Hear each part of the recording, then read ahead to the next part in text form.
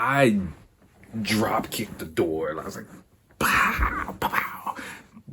Karate like stance, popped through the door. Like, hi, you motherfuckers. Y'all motherfuckers doubted me. Yo, what's going on, everyone? Welcome to episode 147, I believe, of the podcast. Really long, lengthy episode. I tell part two of the Fukuoka story. I give you all the nitty gritty details of what went down. I mean, nothing too scandalous, but it was just a lot of fun. Wild weekend. But before that, I talk about I gotta get it right. I talk about the Enlightize in Japan YouTube channel and a video from Jasmine, who posted a really interesting video about Japanese men and her experiences with them, not only in a romantic context, even if you are not a woman or a single woman in Japan, even for you fellas, it's going to be something that you can kind of pick up on, and I kind of give my take on what she said. Of course, the link is in the description, so check that out. But before that, please remember to like, especially if you're going to listen to the fucking Fukuoka story, like, subscribe, please comment, let me know what you think of the story, and yeah. So, go for it. Enjoy. Yo, what is up, everyone? Oh, it's so good. Oh, my goodness. I'm so happy right now because, hey, by the way, hey, YouTube, hey, podcast people, hey, everybody.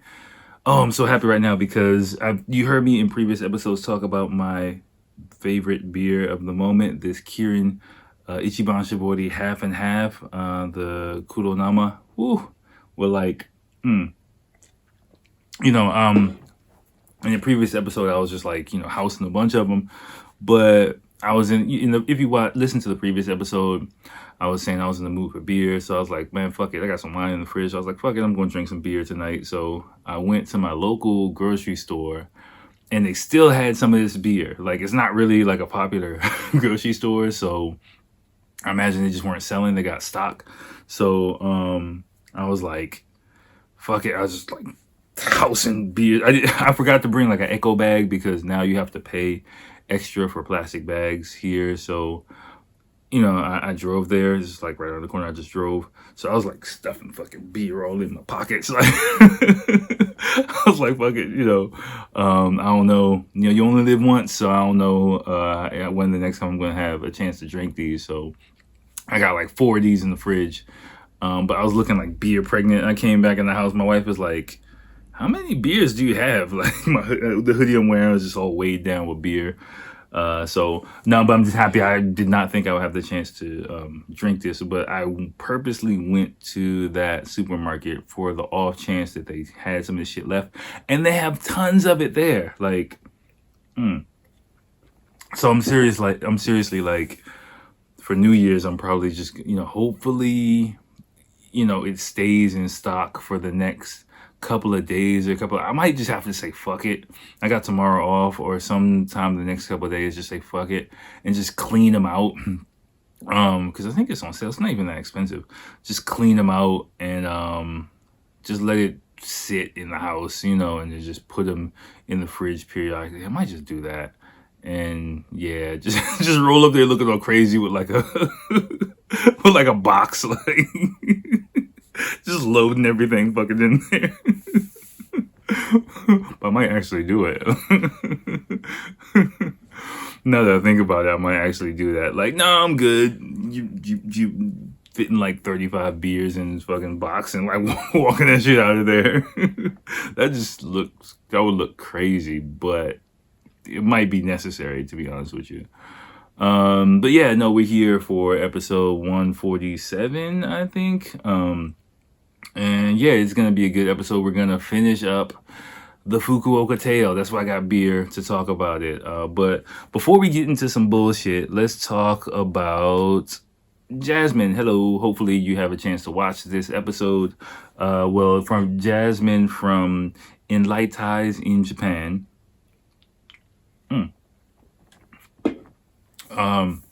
a really good YouTube channel. Of course, there's a link in the description wherever you're watching this for the video that I'm about to talk about.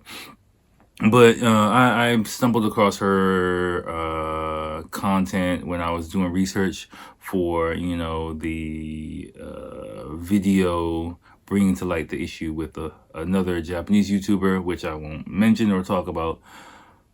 Just, because I said whatever. But anyway, I saw a video she made regarding him, and I started, when I have time, just checking in on what she's doing and stuff like that. And I really like her stuff. And this video popped up on my timeline. And I just reached out to her and was like, hey, I'm going to use your stuff for my podcast. And she was like, cool. So hopefully if you watch this, hey, I'm not going to talk too crazy. I talk really crazy on this podcast, but, as far as your stuff goes, I mean, you put out good content, and, I pretty much agree with a lot of stuff you're saying. So that's kind of why I wanted to talk about it. And, especially for the listeners here as well, the like 18 of y'all. But, it's all good. So pretty much what Jasmine said, and the episode title is from her YouTube page, is How I See Japanese Guys After Living in Japan, right? Now, I'm not gonna lie, I think I watched it. I forgot when I watched it the first time. I watched like most of it, and I liked the theme, and I stopped. But just before recording, I rewatched and I watched the whole thing, and it's interesting because I'm just going to talk directly to Jasmine, basically. And, of course, anyone watching or listening to this, I encourage you, before you, or after, probably after. It's not like a spoiler or anything like that. To go ahead and listen or watch the whole thing. But pretty much, like, I agree and have kind of similar experiences as you dealing with Japanese guys for the most part. I mean, as far as like the whole them being hot kind of thing, like, and doesn't really get my motor going, but generally speaking, she talked about a few types of experiences, and it seems to be categories of experiences as a black person. I won't say it's a black, well, I will say it's a black person because that's what we have in common, but also as like a foreign person being here. That's kind of common threads that I think I can share. Although, because you're a woman, the dynamics are a little bit different, and I kind of have a theory about it, which I'll share, But first, let's just run through it. She talked a bit about something that's so fucking important. I think not only, the majority of our listeners are male, but, if there are some ladies, for the ladies, we can talk about it, is reading the air, and reading the atmosphere.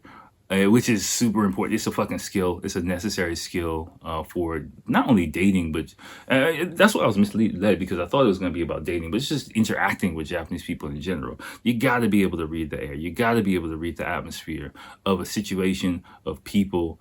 If you don't, you are going to be out in the cold and you won't be getting invites back to the house party. Put it like that. You won't be coming back to the Gokon anytime soon. You'll just be that weird foreign friend that comes around every now and then, and people will kind of roll their eyes or a little bit, or you'll start grumbling when they hear that you're coming. Trust me, I've been in the room with the Japanese people when they talk about the weird foreign person that's coming to the party, and it's not, and everyone smiles when you get into when you get there. Hey. You don't want to be that person. And again, don't think like that's fucked up. Don't really think that way, but it's just that you get put in a category, which I've talked about, which is why they, I'm not saying the shit, but, I'm with it well enough for Japanese people to speak openly about other foreign people in Japanese around me, and because I'm in the category of a person who gets it, and a person who doesn't get it gets kind of put to the side. And, like I told you in episodes in the past, sometimes it happens like straight to your face in Japanese. You just don't know it. And so, whether you're dating, whether you're with friends, whatever, reading the atmosphere is something extremely important. And, I've talked about it before, the way I recommend doing this is just simply, just how I started picking up on it more and more on the train, favorite place, That's where it goes down. That's the melting pot of, especially in the Tokyo area. I would say any public transportation. And if anything goes down, don't watch the action, watch what goes around, or what goes on around the action. That's where the real action is. And that's where you can really start picking up on atmosphere, people's reactions, people's, mannerisms when something makes them uncomfortable, when makes something, because I think in Japan, Japan is how do I phrase this? Japan is definitely okay. Negative reinforcement is much more of a driving factor than positive reinforcement in when we're talking about reading the air. And what I mean by that is, not being able to read the air and suffering the consequences of that is much more of a motivating factor. Sorry.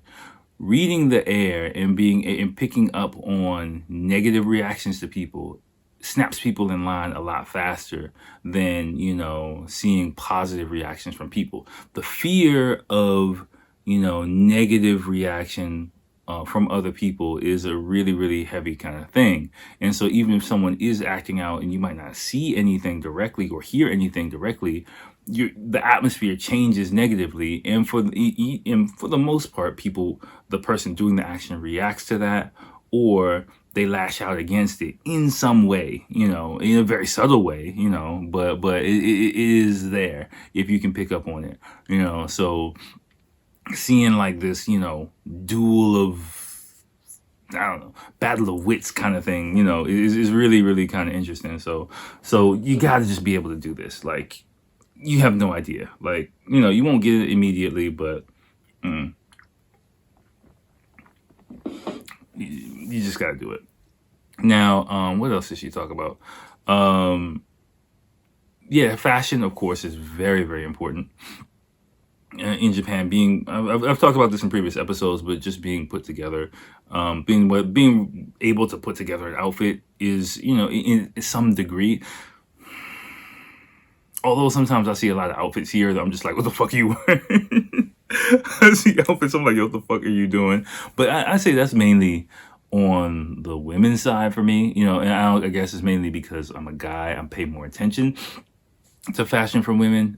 So if I do see somebody, I don't know, I guess it just depends on the person. People have different sense of fashion, but sometimes I see like a crazy pink hat and like a weird mesh skirt with like a t-shirt and some like Chuck Taylors or something like it. It just looks weird. And I talked to one of my students before, and she was basically saying that some people who dress like that, basically you might get people who don't coordinate an outfit together. They just buy a bunch of shit that looks cool or cute to them, and they just put it all together, and so they're just like, oh, this is cute, this is cute, this is cute, this is cute, this is cute.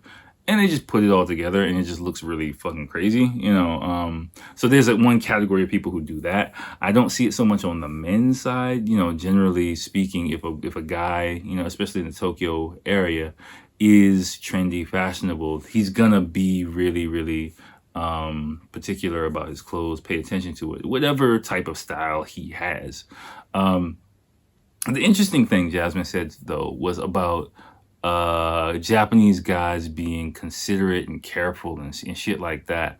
Like, oh, by the way, Jasmine, I cuss a lot, like on my podcast. I'm sorry if you didn't pick up on it.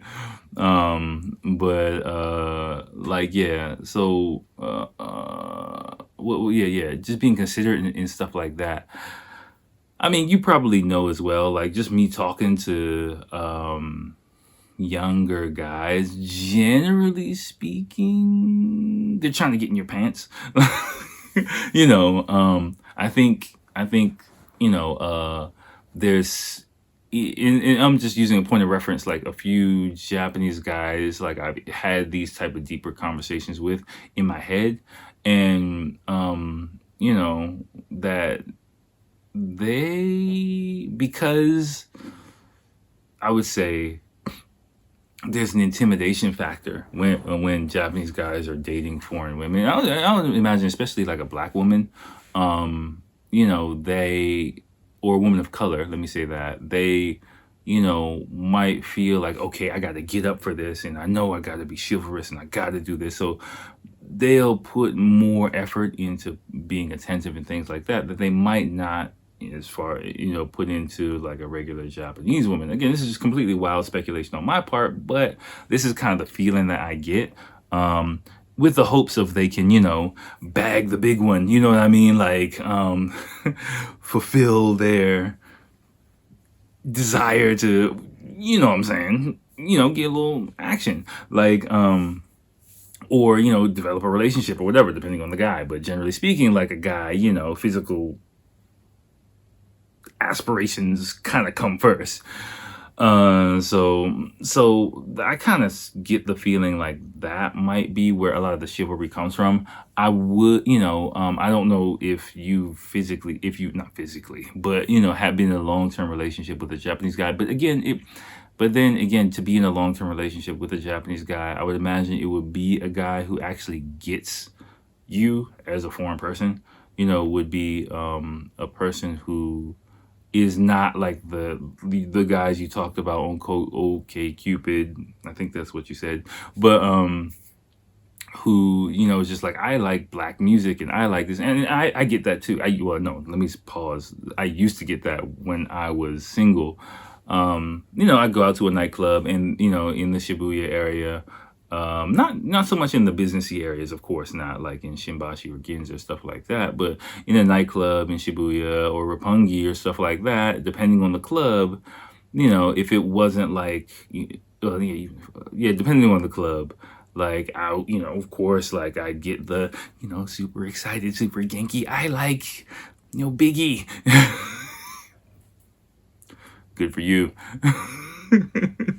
But I smile and I just like, okay, great. But yeah, you kind of get put in a category with me if that's your opening. That's what you got. That's your opening salvo. Yeah, that kind of nah.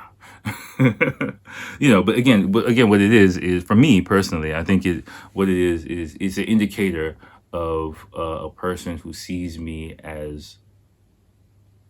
And of course, you see me as a black person, but who evaluates me based on my color versus based on me as a person first. Not sees me. Of course, I'm black. Like, we'll stand up wherever I am at. But if you're evaluating me based on that, it's very clear, to see, because that's kind of what gets the high marks. Okay, he's black. Check. That's it. That's the end of the survey. So yeah, like if that's the first thing you got, like, I mean, like like I said, the coolest people, and I'm not talking like women, but even like my wife, like, my wife, she likes some of the music that I really like too, but that didn't come up in the conversation until like down the line, it wasn't like first date type of stuff, music, fashion, celebrities for me are red flags. Like, if those start coming up quite a lot within like the first hour you're talking to somebody, and it becomes like a really, really like excited conversation, I might kind of be like, pump the brakes a little bit, just because like it seems like, you're putting me in the category of what you see on YouTube, and like I don't really like that so much. So, but yeah, I mean, I don't judge. I'm not judgmental about it. I understand this is an island, and to be honest with you, I did the same thing before I came here. I was judging Japanese women. I was judging Japanese people based on the stereotypes that I had watching media. So I get it, but yeah, I'm just not gonna, bang you just because of that. Sorry. Sorry, Jasmine, if you're still watching this. Probably so disappointed in me. Whatever, I gotta keep it real. This is how I talk all the time.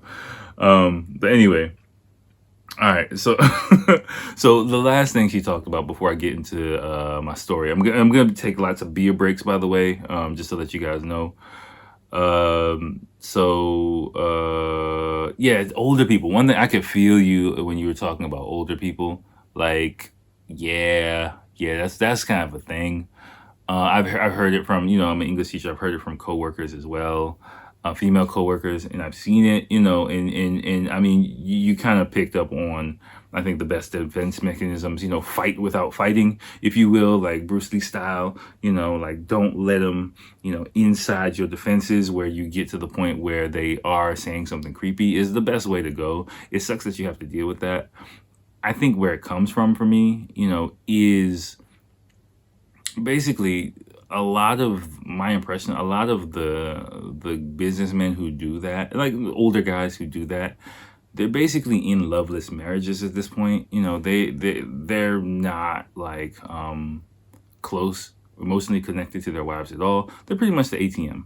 They work their job, they go home, they get some food, and that's about it. But like, probably in a sexless marriage, probably the wife probably not too fond of them, because like they're maybe domineering or something like that in the household. So because of their economic status as the breadwinner, but in their house, in their private life, they have that leeway, old school style here in Japan. And so they never developed like the social chops to gracefully, what's the word?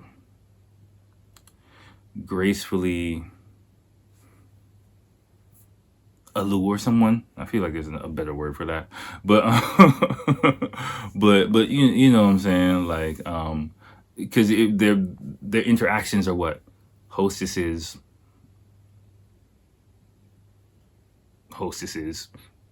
and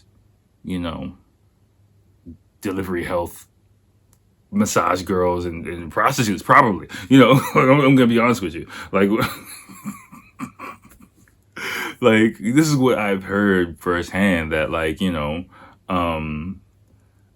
these types, some, not all of them, but some of these type, but definitely I would imagine all of the older guys who are coming at you like that, when they go, they say like, going on a business trip is the opportunity to call up like delivery health, which is like basically a Uber Eats prostitute, and like do something dirty, like that's what they do on vacation. Like, I've heard this, like, yeah, of course, like, I'm going on a business trip, I'm out of the house for like 3-4 days, like bring ring. I'm not saying every business person does it, but the type of business person that sees any opportunity to come at you in like a sleazy kind of way and slip innuendo in there to make you uncomfortable, like that's kind of what they're doing, and that's kind of what they're used to.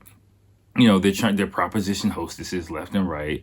They're just used to being, the customer, if you will. They're used to being the person in charge, if you will. And they've never really had to accommodate a woman, because at their company, they're not going to do it. In their house, they're not going to do it. In their nightlife, they're not going to do it. So they've never really had to do that before, and so to see someone who's like attractive to them, it's like a switch. I'm a guy, like, I'm not saying I don't have that fucking switch, but that asshole switch automatically gets turned on. That sleazy guy switch automatically gets turned on. And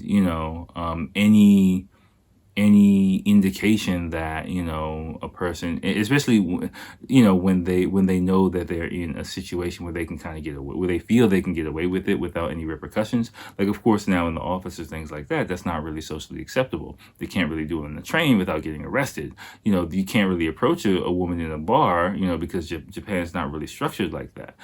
So or like an izakaya or something like that, or a group of coworkers, they can't really do that. So the only time they can really act on those impulses is especially with a foreign person. Now, I don't know if you're talking with these people in English or in Japanese or what type of situations, but especially if like I think I see in English studies sometimes, not always widespread, but or encountering like a foreign woman in their private life, possibly nightlife type situation, like that mode, that switch gets flipped on very quickly. And I'm sure, like, if you think about it, the way they come at you, I don't know how familiar you are with like hostess bars or stuff like that.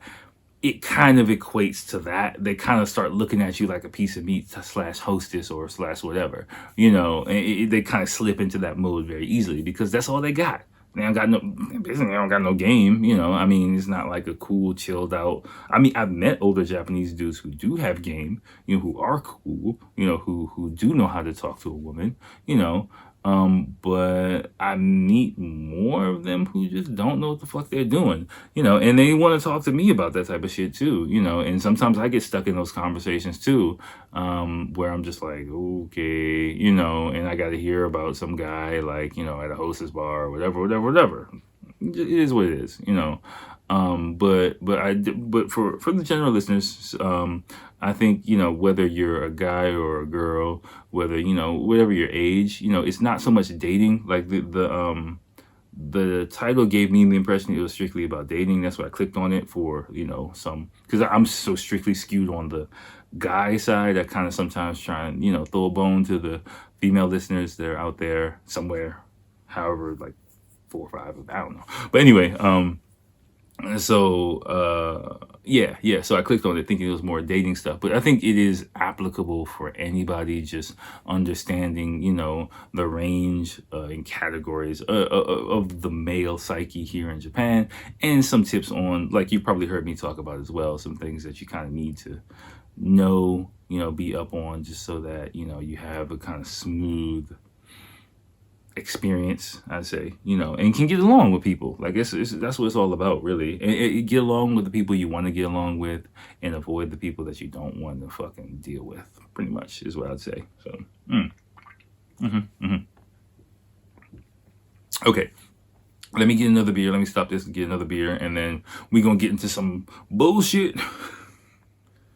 Okay, I'm back. Hold on.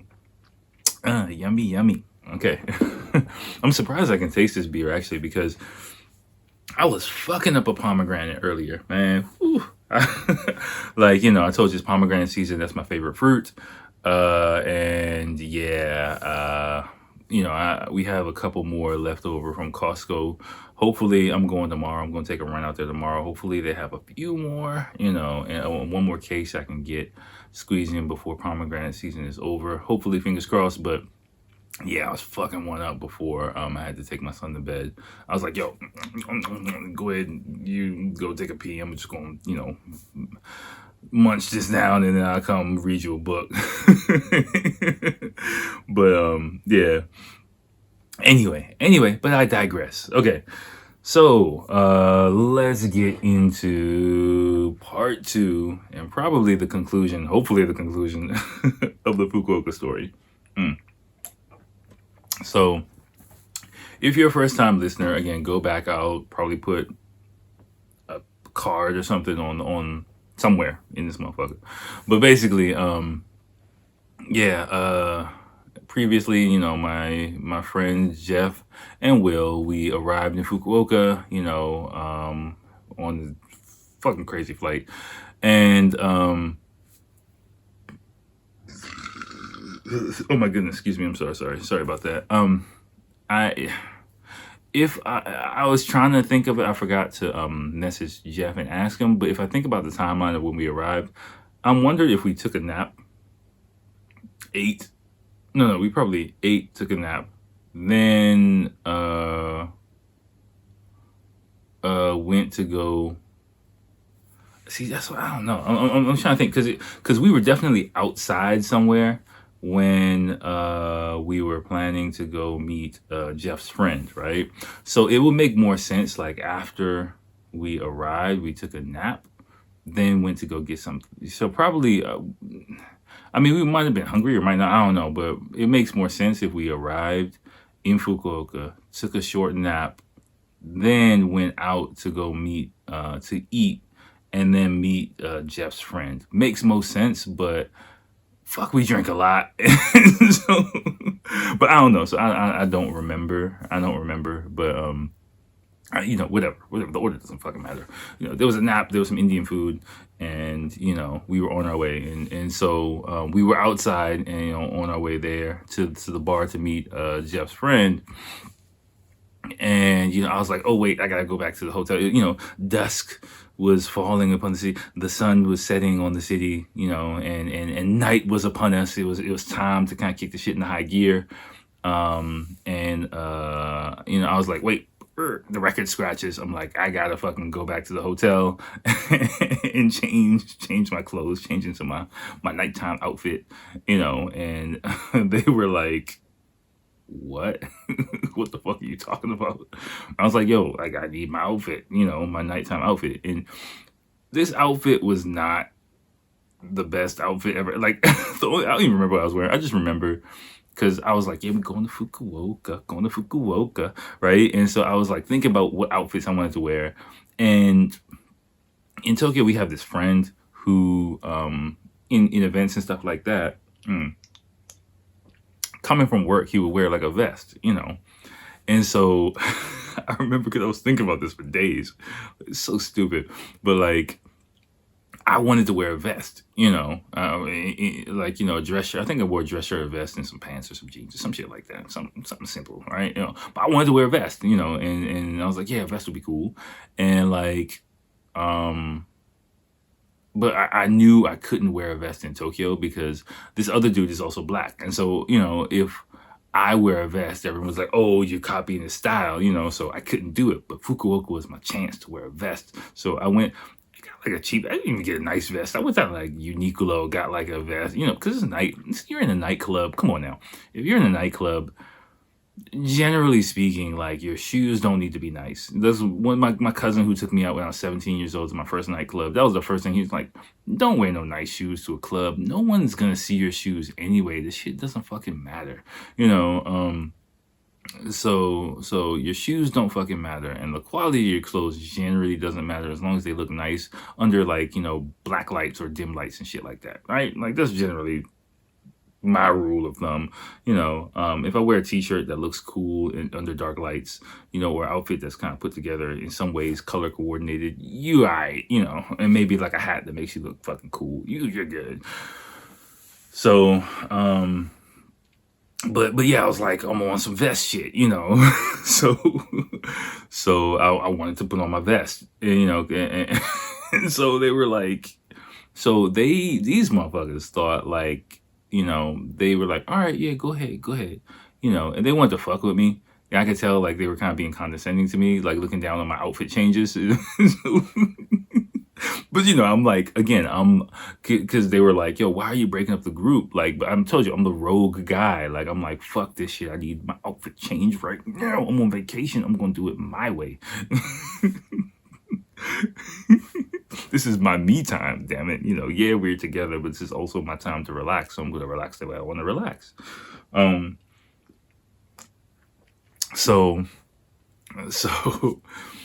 I'm like, yo, so where y'all gonna be? And they kind of like half huddle up or like look at each other, and they're like, we're gonna be at this bar. Like, you know, I'm like, okay, what's the name of it again? This bar. I'm like, well, how do we get there? I'm like, I don't know. They're like, all right, you'll find it. But I'm like, you know, and I didn't pay much mind because I know they're just being that way just because like they just want me not to go back to get my vest and change my outfit and just go with them. But I'm like, I'm bullheaded. I'm probably of us three, I'm probably the most stubborn, bullheaded person of the group. I mean, we're all pretty bullheaded. Like, don't get me wrong, we're all really stubborn motherfuckers. Like, I'm sure Jeff or Will, if you're listening to this, you fucking come on now, we are. But I would say again, I'm the one most prone to just say fuck that shit and go completely like left. And they know that. And there's been a few times where like, you know, they thought I would go left and I don't. I'm just completely with the program, and they're just like, oh, okay, Akil's not gonna like flip out. All right. There's one time in general, like we always joke about. But anyway, so yeah, you know, they tell me the name of the place, and I'm like, okay. I repeat it a few times. I think I might have put it in my phone just to be sure. Again, I had a flip phone at the time, which makes me think it was like, you know, excuse me, sorry for the burp. I'm drinking beer, so I'm gonna be burping.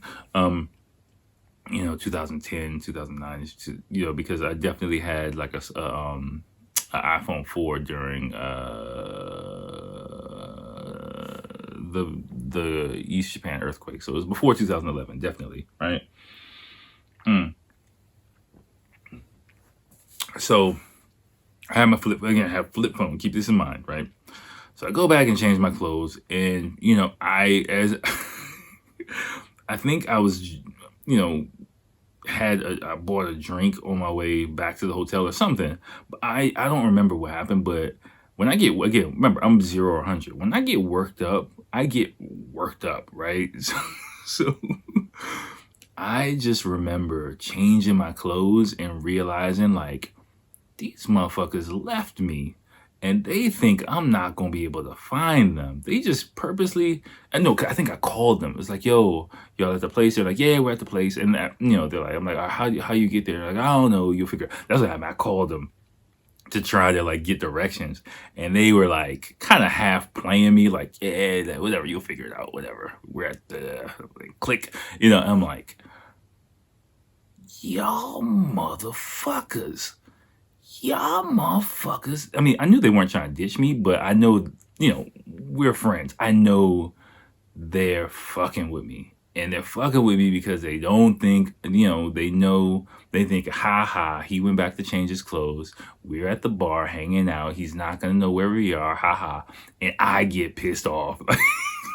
I'm like, y'all motherfuckers. Like, I'm like, putting on my vest. These motherfuckers think I'm not gonna find these motherfuckers. I'm finding these motherfuckers.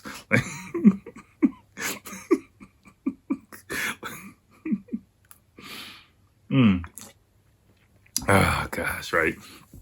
And so I'm like, like action movie style, passenger 57, putting on my vest, my flip phone, Google Maps on my flip phone.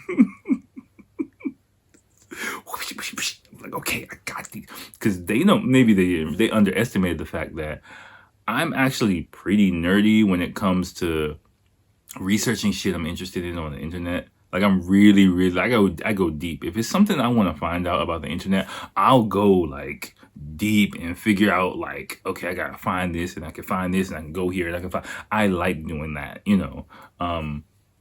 I like spending 20 minutes, researching like a random fact on the Great Depression that I want to know about, like, or, like I like doing that shit, finding a chart about like, commodities prices from fucking like 75 years ago. I like doing that, so, and I mean, I do it for my job as well, like, to prepare for a lesson. Like, if I got like, okay, I want to find this topic, like 2 minutes, I'm going to find the chart that I need to plan a whole lesson around in 30 seconds. Like, that's what I get off on.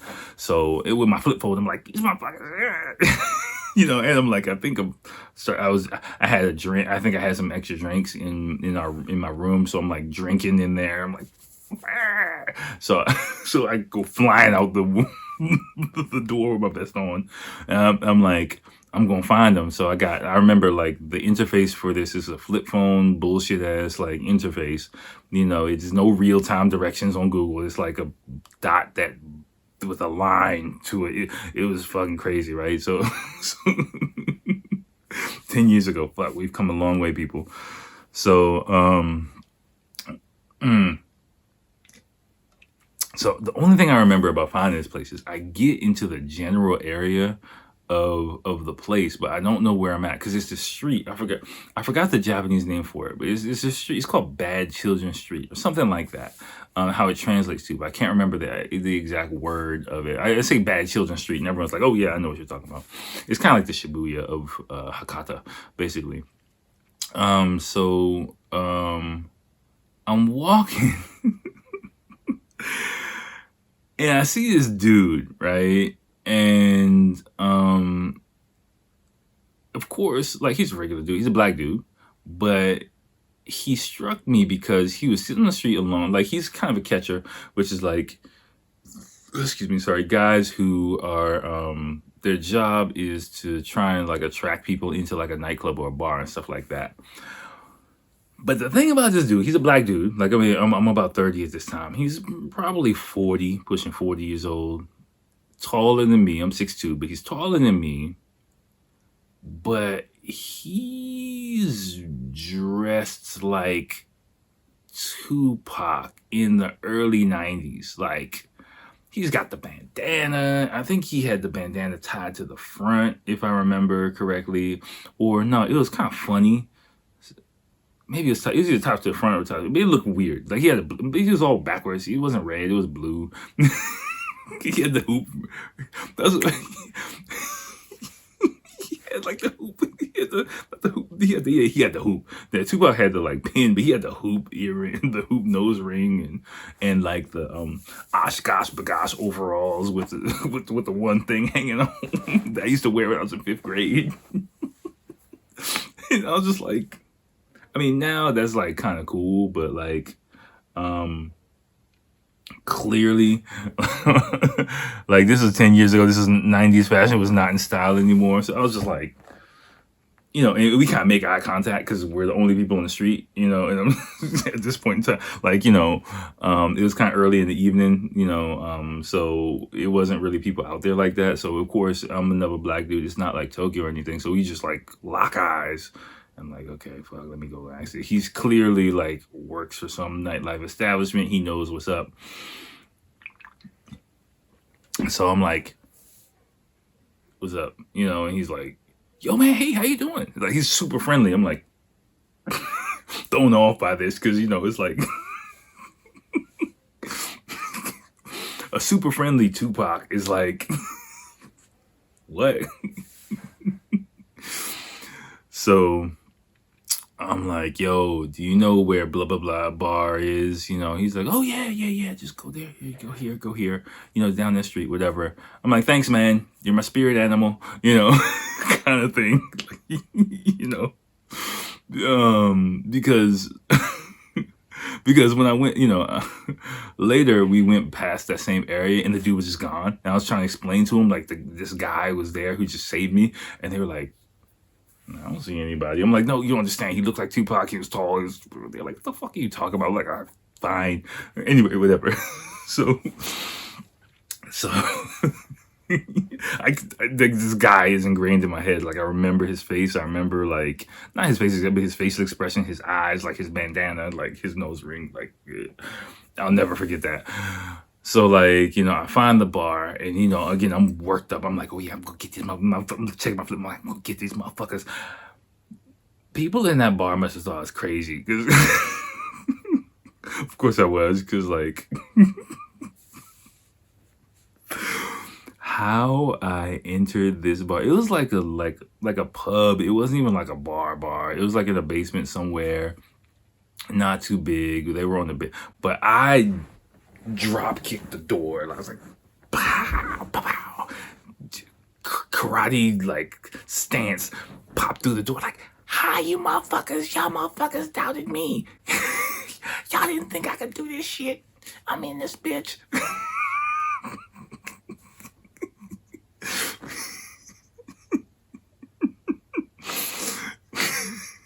Like, everybody in the bar was just like, what?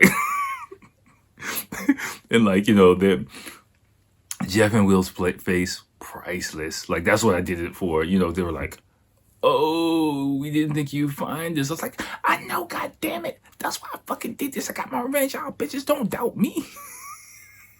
I just turned up. I was like, they're like, yo, why are you wearing a vest? I'm like,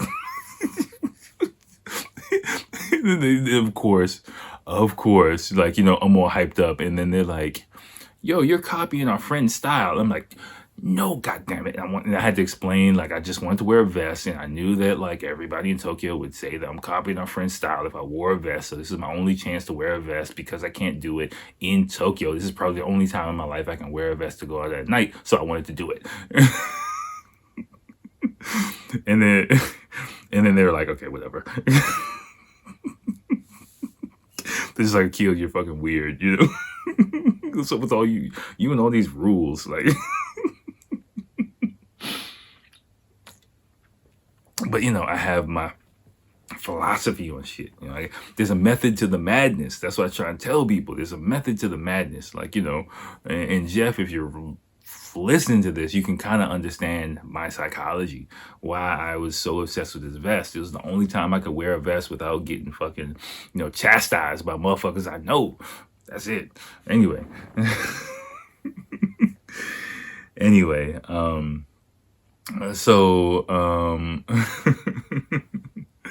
So we hang out with the dude. Like, he's a really cool guy. We talk, chop it up. It's like, y'all gonna go out. Y'all gonna go to the street. Like, yeah, we about to go. Like, all right, cool, have fun. Now, this is where the night goes, where it goes, right? So I think, we had a couple drinks. I don't know if we did shots. We might have done shots. I don't know. We were pretty drunk, but again, it's been a pretty long day at this point, and but we getting ready to hit it. It's like we really this is what we've been waiting for the whole week. We've been talking about this for weeks, and probably even months at this point. Like, let's have a fucking blast. So I forgot, like, maybe I did some research or on my flip phone, of course, beforehand or whatever, or on the plane, or maybe in the terminal. I think in the terminal when we had like 2 hours to kill and just getting drunk, we were trying to plan out what club we went to. So I think, I found this club, Infinity. I forgot who found it, but we decided to go to this club called Infinity. I think I tried to find some like video or something. It was just some bullshit ass advertisement videos on YouTube, so I couldn't really find anything. And I forgot to look for the website. I'm not gonna look for the website, but whatever. Infinity was the club we went to, like the main club we went to. Now, we've spent the majority of the night in this club. It was popping, like, the thing about, like, Tokyo has mainly bigger clubs. So the thing about, like, if you're not like a nightclub person, or if you are, you probably know. If you aren't, I'll tell you. If you are, you know. Like, if you live in Japan, you definitely know. Like, the thing about a bigger club is good especially if you have like a nice atmosphere. Again, I haven't been to my nightclub days are kind of over right now, but because I get sleepy. It's true. When you get older, you get sleepy. At like 2:00 in the morning, I'm sleepy. Jeff, he gets sleepy at like midnight. We just get sleepy. We're old. Like, I'm not lasting till first train, like, at all, right? So like, I forgot what I was talking about, but yeah, okay, nightclubs. Like, so a larger nightclub in Tokyo, generally, unless it's like a really, really good nightclub like Air or Vanilla, you heard me talk about it in the past, a club with like different, Muse, which is, I don't really fuck with,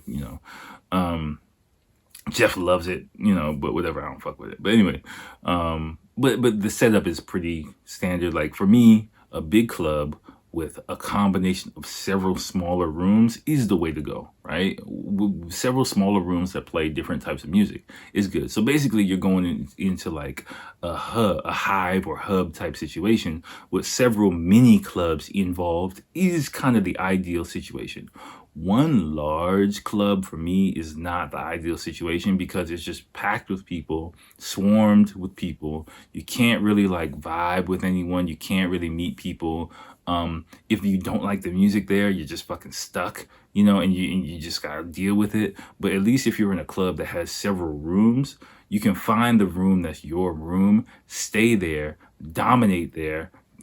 Listen to me talking. Like, dominate there, put up a vibe, have a fucking great time, and you can be wingman, your guys can come through, and then y'all can just like post up and do your thing. That's kind of the playbook for me, right? Or used to be the playbook when I used to fucking go out to clubs. But anyway, so basically, pretty much the ideal situation is a smaller, more compact environment with a nice group of people, and that's what Infinity was like. But it was like pretty packed, but not super packed where people were like all over each other, where some clubs can get like that in Tokyo. But it was like a capacity but room to move around, nice ass club, kind of like house party type vibe, where you can get around people if you need to, you can move swiftly through the crowd, but still you have room to dance, but there were still like lots of people there, lots of faces to see. So we get in there. So we get in the club, right? And of course we gotta get drinks. I remember this clear as day because it was like like this, the heavens shine down on us, right? Because we go to the bar, we like music's pop, music's nice, good DJ, which is always a good point.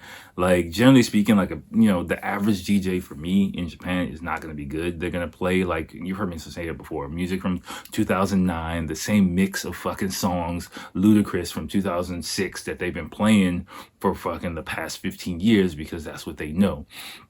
A good DJ will mix it up, play some old shit, play some new shit, and you'll hear some shit that you actually listen to currently, but also some shit that and you can like get a vibe to it, right? Some shit that everyone else might not know, but you like, oh, what you know about that? If you get a couple what you know about that's like going off, you got a good DJ, right?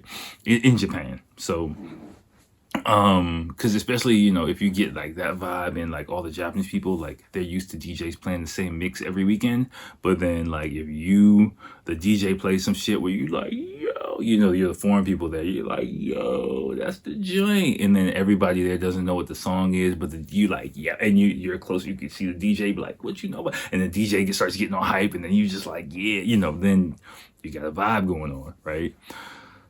So Anyway, I'm getting all distracted. So anyway, so we at the bar, right? We go in, we get in, like, yeah, okay. So we go to the bar. It's 94, it's Fukuoka. There's 9 foreign people there. Like, people just like, oh shit, there's foreign people in here. It's shit, 2 black guys. Goddamn, like lightning strikes twice.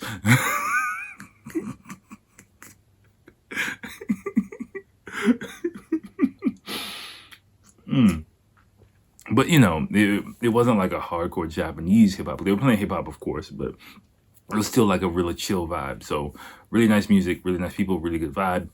Staff was really friendly. They were happy we could speak Japanese. All 3 of us, of course, can speak Japanese. So like it was no barriers to entry. So we go to the bar and we're like trying to order drinks, and I think Jeff notices like, yo, they got bottle service here. And we're like, oh, really? Like, yeah. And we look at the price. And the thing about it is, like, it was so fucking cheap. Like, it was so fucking cheap compared to what Tokyo is. Like, and so he was like, yo, is this correct? We were like, is this correct? And I think I remember because, like, we got like bottle service for like 7,000 yen, which is like $70,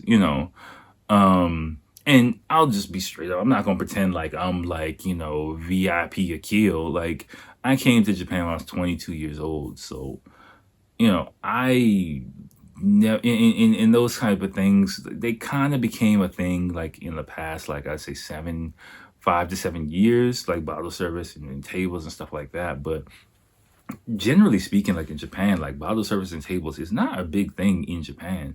So you're gonna get the same service you get, like, whether you're buying a beer or whether you're buying a bottle of champagne, generally speaking, at that time. So and I ain't have it like that. So I just wasn't, I never really experienced the young adult getting tables VIP type shit. Like I just never did that, so I wasn't really used to like VIP section bottle service type stuff, and I'm still not, to be honest with you. It's just fine. Like I'm not, but it just wasn't. I'm not against it. I like to pop bottles and dance with models, like if I can, but but it just wasn't in the cards. So, but it was that night.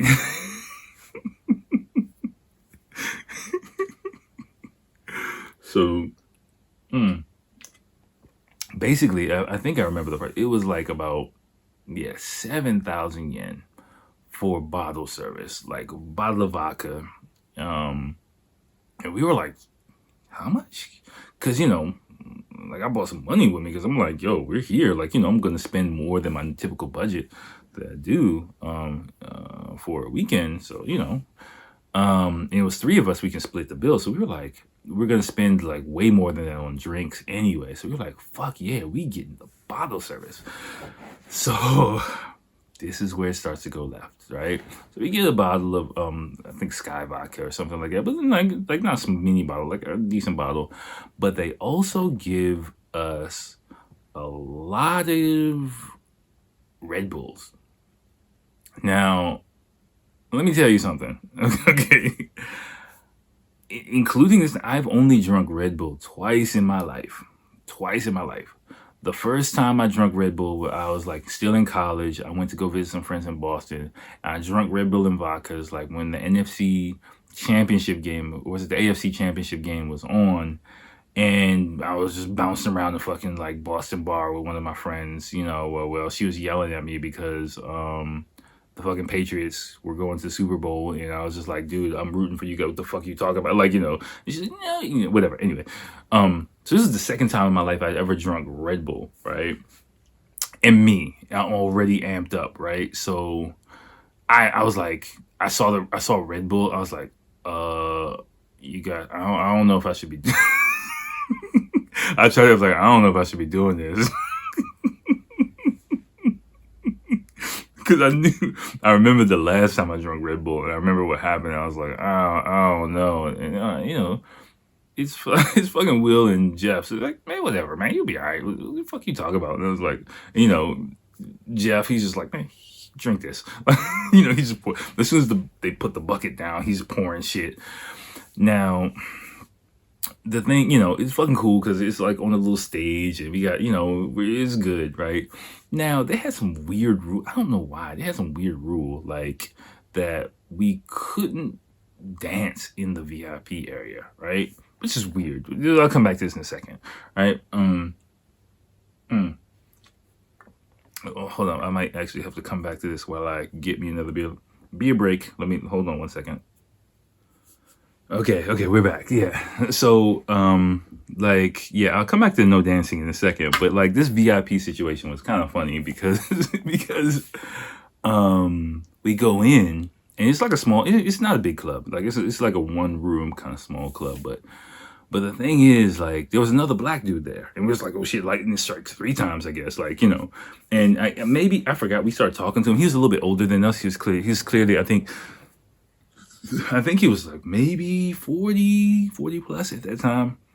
But, he looked good. He took care of himself, and he was out at night with a younger chick, like, and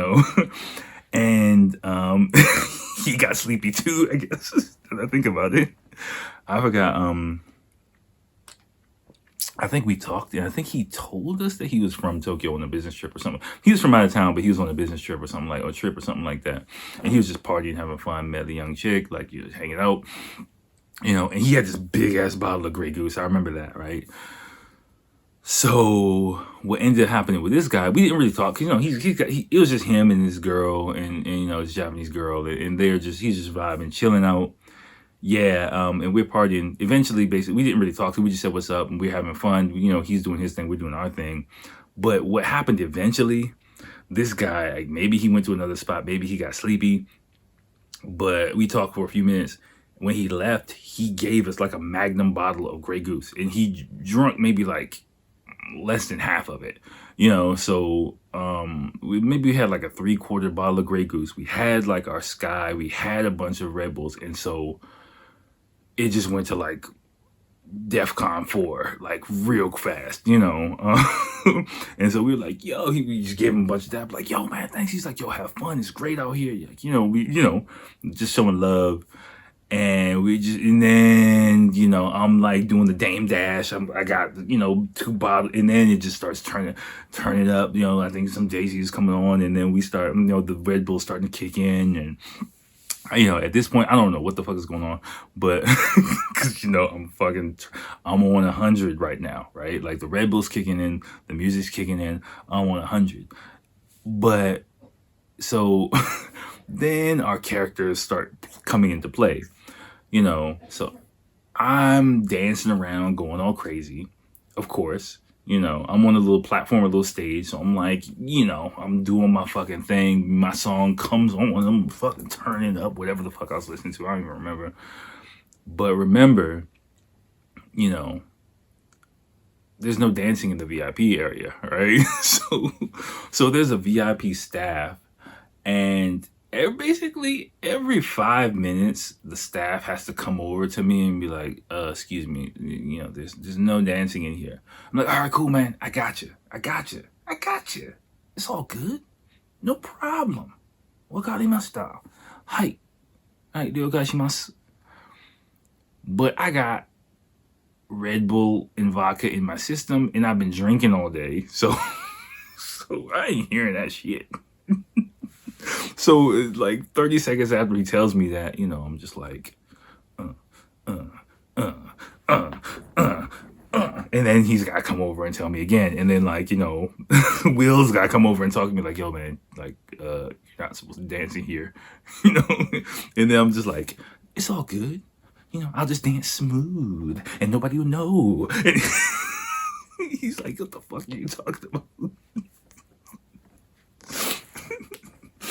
And so Jeff is over there, like, I just look at him. He's got the velvet. He's playing the bouncer. He's got the velvet rope. He's like outside inviting like fucking girls. I'll call them chicks, whatever. I say chicks. So, like, he's inviting chicks into VIP. He's got the velvet rope. Like, hey, you want to come in? Come on through. Like, I mean, he's not doing anything. I mean, let me say something about this before, like, because I'm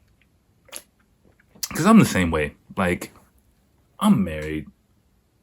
I'm not good, I'm not a fucking priest, okay? I'm not gonna go out to a nightclub and be like, I gotta sit in the fucking corner and not make eye contact with anybody and not talk to anybody and not dance with anybody. No, if I'm going out, I'm gonna talk to people, I'm gonna meet people, I'm gonna hang out, I might even dance with somebody, but I'm not gonna like do anything stupid. I'm not gonna do anything to risk my marriage. I'm not gonna do anything to risk my happiness because I'm happy. But if I'm gonna go out, I'm gonna have fun. Like, you can probably tell I'm like a party kind of guy, so I have no problems with that, and I think like Jeff is kind of the same way. Like, we all have our, especially we were both in relationships, we have our boundaries, but we're on a guy's weekend. We're gonna have fun, we're not gonna feel like, oh my God, I'm in a nightclub, like there are girls smiling at me, shit. Like, no, like whatever, like, it's fine. So like Jeff is in there like with the velvet rope, like, he's like inviting girls in. He's like, hey, you want to come into the VIP? Come on. Like, he's like the bouncer basically with the bouncer like next to him and like, but like Jeff just looks like he's owning the club because he's just like, yo, hey, what's up? Yo, we over here. We got the Magnum bottles of Grey Goose. You want some Grey Goose? But he doesn't even talk. That's how I talk. Like, he's like, yo, it was, and so he's like, I'm just look over. He's like lifting up the bouncer's not even doing it. He's just like lifting up the velvet rope every now and then, letting people in and out and whatever. He's like, no, yo, whatever. She's on some bullshit. Get her out of here. I mean, not like an asshole kind of way because he's more chill. He's a chill guy, but like it's just funny. Like, he's like, yeah, fuck that shit. Like, if you're not fun, you're not staying in the VIP area. And Will is kind of in between the both of us, if you will. Like, he's kind of scoping the scene, trying to calm me down, hanging, with Jeff, like, getting the VIP situation. But like the one thing that Will always gives me shit for is like, because at one point, again, I'm just dancing, I'm full on dancing like at least 10 times. Like, they're trying to get me to stop dancing, they're trying to get me to chill the fuck out, but I got like Red Bull in me, like more Red Bull than I've drunk in my life. Like, I'm fucking ridiculous, like in all my glory, I'm ridiculous, right? So I mean, we all are, right? Like, we're just in our element, we're just doing us to the utmost. Like, I can't even describe the scene. Like, I don't even want to go back and see the scene. Like, I can just imagine. So I'm on the little stage platform area. I'm just like, I got like the bottles of vodka in my hand. I'm doing the dame dash, And at some point, there's like below on the regular dance floor. And I'm like, huh? And I like swing the bottle and I hit Will in the back. I hit Will in the back of the head, like, and he's like, what the fuck? He's like, did you just hit me with a bottle? I'm like, my bad. And Will never lets me forget the fact that I hit him with a bottle. Like, he's like, you hit me with the fucking bottle, didn't you? I mean, it wasn't hard, but it was like, I hit him with a bottle, like he wasn't bleeding or anything. He wasn't hurt, but it was just like, why would you hit me with a bottle? He's like, you're out of control. You're officially out of control. And so, yeah, like that, the night went on like that. And then it gets fucking stupid. Then it starts getting really fuzzy, right? So, I, we're there probably until like, I don't know, maybe 2-3 o'clock in the morning. I don't really remember when we left. I remember like one scene of us leaving, and we go to another club. The only thing I remember for this club is like, Will and Jeff are talking to somebody and talking to some people, and I'm running up. I remember there were like some stairs or something, and I'm like running up and down the stairs, dancing with some people. Like maybe it was a reggae club. I think it was a reggae club. And again, I got Caribbean blood, so me and Will are kind of going off on the reggae. I think they were playing some shit we like. And they had a little, so I'm running up, dancing with people, dancing down, run down, dancing with people. And then Will and Jeff were trying to get me to leave, and they were like, yo, dude, it's time for us to go. I'm like, ain't going nowhere. Just my vest is all over the place. Like, it's just a mess. Like I remember they give me shit for that. And like, they're like, all right, we're gonna leave now. Cause I think like Will met some chicks, and Jeff was wingmanning, for him. And they were like, hey, can you wing me? I'm like, fuck that shit. I'm like, yeah. You can imagine 5 a.m., 4 or 5 o'clock in the morning after the day that we had. Like, I was done. Right. So I don't remember leaving. And this is, people, longtime listeners, this is where the taxi story comes in. So at some point, I realized they're gone. I'm like, okay, I'm just too through. Let me get the fuck out of here. I go outside. I don't even realize. I go outside. The sun is up. Oh my gosh! Like, surprise. I've been awake all night. Like, okay. And I go outside and I see Will trying to coach some, and Jeff talking to some chicks, like trying to coach them back to life, because they're not like passed out or anything, but they're clearly drunk. They're, I'm like, fuck you guys, I beat you guys. I'm like, I remember I'm like, I'm gonna beat you guys back to the hotel room. I'm going to sleep before you guys. Fuck you, motherfuckers. Like, I'm just like belligerent, like, yelling at them because they left without me, and I'm thinking they're gonna go back to the hotel first, but I'm passing them on the race back to the hotel. Like, so I'm just being a complete asshole, yelling at the top of my lungs at them, fuck y'all,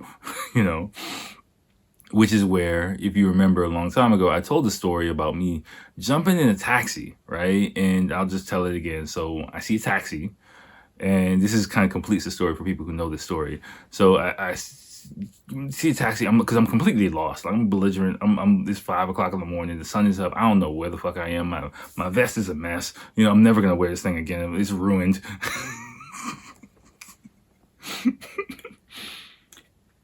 I completely desecrated this vest, at this point. Buttons hanging off. Like, it's just horrible, right? So I get in the taxi. The taxi driver's there somewhere, and I'm like, I get in there. I'm like, yo, we're at the Days. I'm like, take me to the Days. He's like, I remember the taxi driver's reaction, because he was just like, I'm like, yo, come on, man, just go. Just go. Take me to the Days Inn. He's like, Days Inn? Edith's call. He's like, really? You want to go to the Days Inn? I'm like, we were going back and forth for a little bit. I'm just like, yo, come on. I'm trying to go to the Days Inn. He can, of course, I'm fucking a maniac at this point. So he's just like, okay. So he just puts the taxi in drive, turns left, We drive on the left side of the street, so he just turns left, then goes to the corner, turns left again, stops. Like he maybe went like 100 meters, like or less. He's like, "Hi," and then I'm just like, I feel like a piece of shit. I'm like, you could have just gone like, how much is it? And I'm just like, okay, just give him my money. It was just like, oh my gosh, I gotta go to bed. And then like I remember I got to my room and I hear like Will and Jeff come in like just after me, like, and we're just banging, I guess not banging, but like, I can't walk through. We're just all fucked up. Like, all right, that was a great night. See y'all motherfuckers tomorrow. So that was probably like the night. So the next day is like a lot more tame. The next day we wake up and apparently like, they come knock on my door. And basically what I didn't realize was the night before, like, Will maybe had met some chicks and, Jeff was kind of tagging along. And so they were kind of younger and they were like, hey, we got to go. And I'm like, what? And they're like, yo, we got to go. Like, Will met these girls and he's going to take them on a date and I'm going to tag along. It's two of them. So I'm gonna, like, you coming? I'm like, all right, fine. We didn't really, we woke up at like 10, 11 something. They promised to meet them in like, I don't know, whatever, time. But we didn't have time to eat breakfast. So we took we're all hungover. We're a fucking mess. And excuse me, just enough time to take a shower and whatever. And I come up with another outfit. Like I got some flip-flops that I specifically wore. Some Lacoste flip-flops that I specifically wore for the trip. Of course, they were too small for me. So they're flopping all over the place. Of course, Will and Jeff were giving me shit about it. Like, damn, your flip-flops is loud. Like, like, are you serious? I'm like, man, come on, man. Fuck. So, but again, I'm grumpy because when I'm hungry, I get really, really, really, really, really angry, right? So I get really grumpy. So, they're on this date at like some tower. I don't know what the tower it was. It's like they were doing some shit. I don't even remember, but I was just like, I'm not signing up for this at all. Like, I'm the fifth wheel on this makeshift bullshit ass date, first of all.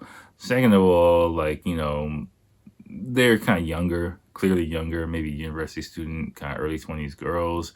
I just don't got time for that, at all. Like, and there's no incentive for me to even like, put in any effort into like socializing with them, especially when I'm the fifth wheel. So I'm like, y'all handle that shit. Like, I ain't. And there's like, especially Will's like, come on, man, participate. I'm like, no, that's not happening at all. Y'all deal with that. So they, have fun, talk about some shit, and then they're like, all right, see you later, or whatever, and just, bounce. And so then I'm just like, man, come on, let's get some food, man. Because the whole time I'm just like, oh, let's get some food, man. What the fuck? Let's get some food. I'm hungry. I'm hungry. So, I just remember I was like incredible. I was just like super angry, and finally we go near the area when we were at, like a seaside kind of area, and we get some sandwiches or something. And as soon as I bite the sandwich, I'm like, and I just return back to normal. I'm like, okay, so hey, you guys, what are we doing today? And we just start talking about, they're like, okay. I'm like, yeah, I get kind of fucking. I'm like the Snickers commercial. Like, Snickers. If you know the Snickers commercials, where like, the person gets all crazy until they eat a Snickers. Like, I'm like that, like really like that. So as soon as I eat it, I go back to normal. I go back to normal. And I remember, like, of course we're all fucked up. Like, we're all just fucking feeling horrible. But, like, we were just talking about the last night, just cracking jokes. Like, you remember you fucking hit me with the bottle? I'm like, my bad. Like, what's up with your vest? Like, my bad. How the fuck did you find this? Like, hey, shit like that. And, like, dancing, like, you had the velvet rope. That shit was awesome. Like, it was, like, really, like, a great night and great time. And I remember, I'm eating my sandwich and I'm feeling a little bit better. And, like, there was this chick, it may be a wedding party or something where we were near. And she had on, like, that was the most beautiful woman I saw in Fukuoka. Like, she had on her kimono, and she, had her makeup perfect, and I was just like eating my sandwich, and I was just looking at her, and I was just like, hi. And she kind of like smiled, and that just made my day. I was like, yeah, I'm having fun. Like, this is a great trip. Oh, speaking of which, I just remembered how I knew this trip was going to be amazing. Like, again, this is some real guy shit. I knew this trip was going to be special because I was in Shibuya just before we were going out. We like a few days before we were going to go, maybe buying, I think, some clothes or shopping, again, looking for my outfits. And I was in Shibuya, and I remember I was at an intersection waiting for the light or something like that. And it was maybe like a windy day or something like that, because maybe it's springtime. And I'm at the light. I'm like, yo, Fukuoka's going to be awesome. It's going to be so much fun. And I'm standing next to this girl, or she walks up, waiting for the light to change. And she's wearing a skirt. And her skirt, like right in front of me, the wind blows and blows up her skirt, like right in front of me, like not even a little bit, like blows it way up, like Marilyn Monroe up without the hand cover up. And she's wearing, I'll remember this girl's underwear for the rest of my life. She's wearing like these purple, like brief, kind of really, really cute underwear, light purple briefs with like a little skull on it, like a little like silly looking skull on the front, and I just look at her underwear, and I'm just like, look at her, and then we just make eye contact, and she's so embarrassed, but like we just kind of like smile, I just laugh, I'm like, it's okay, and she's like, oh. She smiles at me, and I'm like, Fukuoka is gonna be awesome. That's just gonna be amazing. That was like my my sign that this was gonna be a great trip. And so, like, the chick from the chick in the kimono was just like the icing. I was like, okay, everything's gonna be okay. So I think that day we slept a lot, because the first night we did so much. So we slept until nighttime, and then we went to even like we can't be eating Indian food all the time we're here. We gotta eat some food. So we went to the riverside. We went to like, the riverside ramen shops there. We sat down like in the open air ramen shop, got some ramen, some young little fine things around us. And so we started talking, hey, what's up? Start talking, just shooting the shit with the local ladies. And we went to another nightclub. I don't really remember it so much, just because, like, we were like low energy. We blew our wad the first day, because we just did so much the first day. The second night we went out, and I think we finished the night with like some yakiniku, not yakitori somewhere, but I don't even remember the nightclub. No, we went back to Infinity. Actually, that's what we did. We went back to Infinity the second night, and they were like, oh, hey, you guys are back. And we're just like, yeah, we're back. And we just had fun, but it was a lot more low-key than the first night. And, and just had some good food, and then went to sleep and came back to Tokyo. But like that weekend, especially that first day, first night, is just full of memories, full of stories, like anecdotes, just dumb, stupid shit that we did. And we retell their stories, like it's like goddamn the goddamn Hobbit, the Lord of the Rings. We retell that shit like to each other so many times, and from different perspectives. And you have those stories with your friends, and I'd say that's one of the defining moments of our friendships. Like that we did and experienced together, and of my time in Japan, and it brings a smile to my face every time I think about it. Everything, because it's in here. I can tell you guys, but it's still in here. And so, I love it. Yeah. And got love for you guys, if you guys listen to it, and it is maybe I don't want to make a movie from that shit, because, but it was great. It was great. So, okay. So that's the story. That's what it is. All right, so that's this episode. Thank you guys for listening to me stroll down memory lane and some of the wild shit that I did back in the day here. Yeah, so next episode I got some. We'll get back to some more traditional shit, but we'll end the episode there. Part 2 of the Fukuoka story is in the bag. Hope you guys enjoyed it. Remember, if you made it this far, please like, comment, subscribe, all that. I'll put it in the intro to do it. But yep. So I'll holler at you next time. All right, y'all. Take it easy. I'm really looking forward to listening back to this. All right. Peace.